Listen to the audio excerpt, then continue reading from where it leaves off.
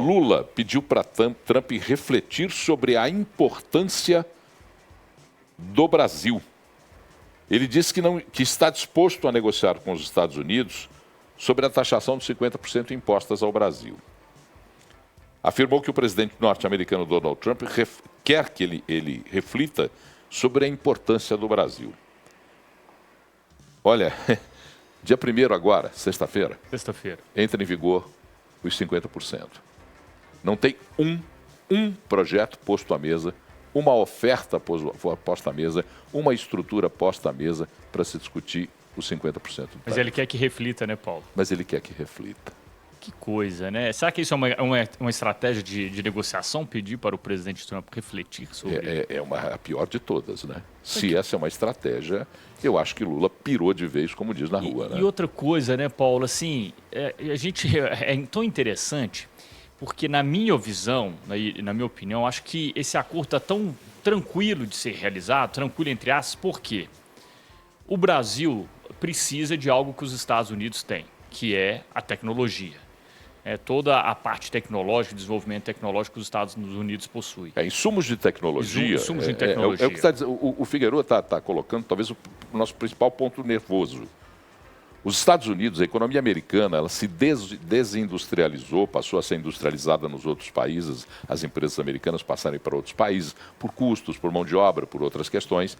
E a economia americana se transformou a mais pungente do planeta com a economia em tecnologia. Só pegar as grandes empresas, né, as big Paulo? techs que estão lá. Estão todas lá e o Brasil não tem nenhuma dessas como essencialmente brasileiras.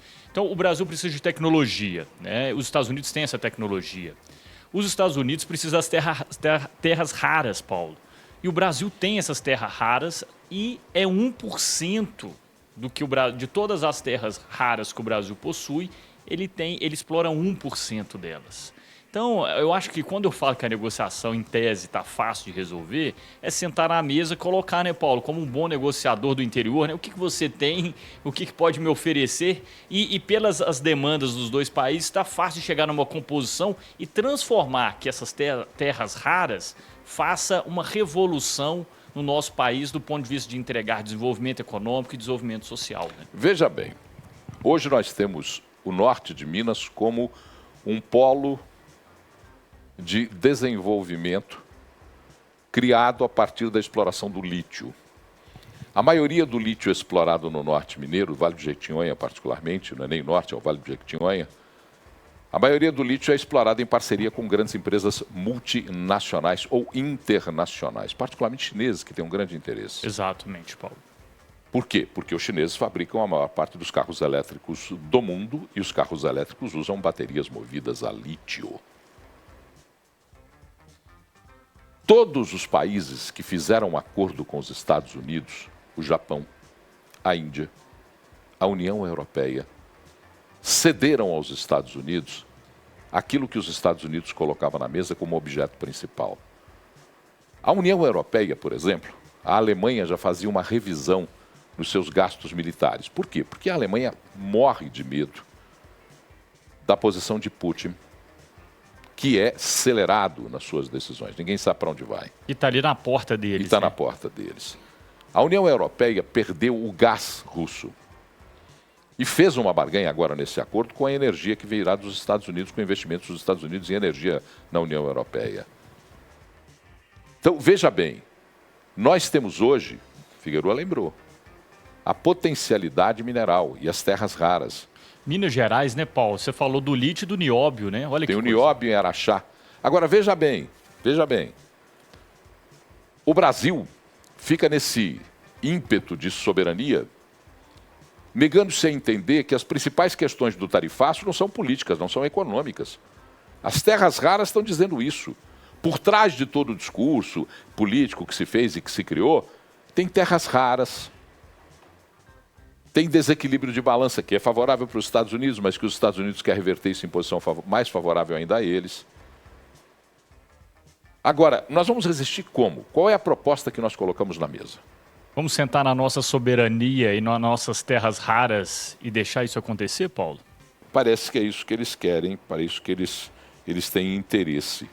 Olha, a União Europeia fez esse acordo e fez com que o Brasil ficasse cada vez mais isolado nessa batalha das tarifas contra Donald Trump.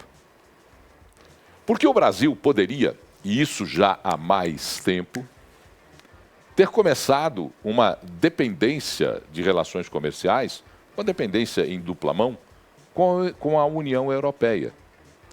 Mas hoje, depois desse acordo assinado com os Estados Unidos, você acha que o excedente da nossa produção aqui vai para a União Europeia? Não, não vai. O nosso excedente de produção aqui, e aí os progressistas de plantão têm um discurso que eu estou arrepiado com ele. Ah, não, porque o suco de laranja que não for para os Estados Unidos será consumido no Brasil. Ora! Vão destruir o produtor de laranja do Brasil, né, Paulo? O café. Imagina, né? Ora, vocês não conhecem economia para falar uma coisa dessas? Vocês não conhecem produção de agronegócio? Produção de cafés especiais? A média de consumo do brasileiro por cafés especiais é baixíssima. Hoje o brasileiro não paga o café quase especial, 46, 50 reais, 250 gramas do café. O café especial aqui não vai chegar a esse preço nunca. Você vai pagar por 250 gramas 70, 75, 80 reais, que é o que paga o americano.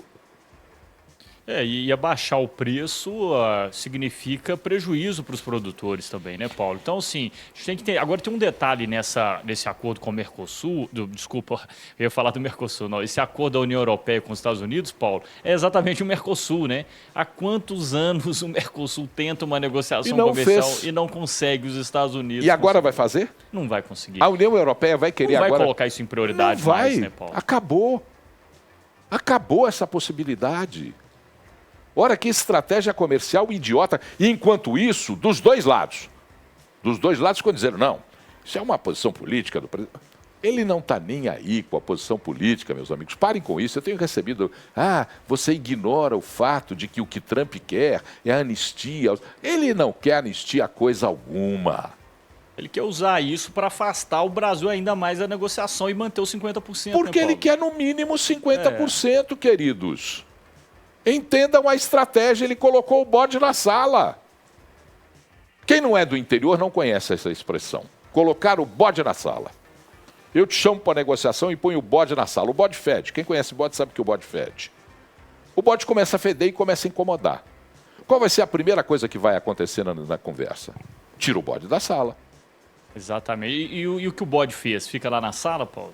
O que o bode fez está lá na sala. O cheiro já deixou. O excremento está lá. O estrago já foi feito. O estrago já foi feito. O que o Trump fez foi colocar o bode na sala. E todos dos dois lados caíram nessa idiotice. A discussão de Trump se baseia muito, e principalmente na posição desastrosa que o Brasil tomou nos BRICS. E que está sozinho, hein? Sozinho. E que está sozinho agora, hein? A Índia já fechou acordo com os Estados Unidos, a China já fechou acordo com os Estados Unidos, inclusive com terras raras. Paulo, e tem um outro detalhe, assim, não há notícia sobre isso, vamos deixar claro, é só mesmo uma especulação minha, de Gustavo mesmo, né? É o seguinte, os Estados Unidos, ele tem todo um poder de investigação no planeta e a Terra inteiro, né, Paulo?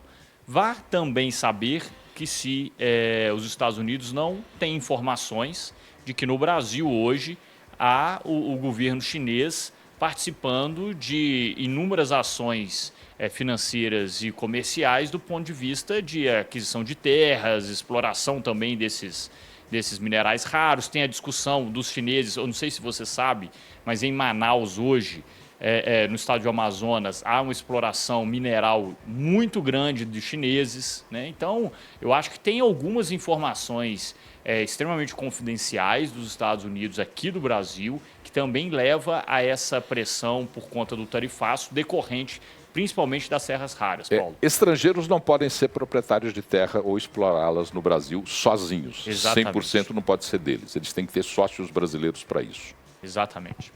Os Estados Unidos poderia, se o governo brasileiro fosse mais inteligente, sob o ponto de vista diplomático das relações comerciais, poderia ser um parceiro estratégico no desenvolvimento da exploração das terras raras, que tanto é caro a eles.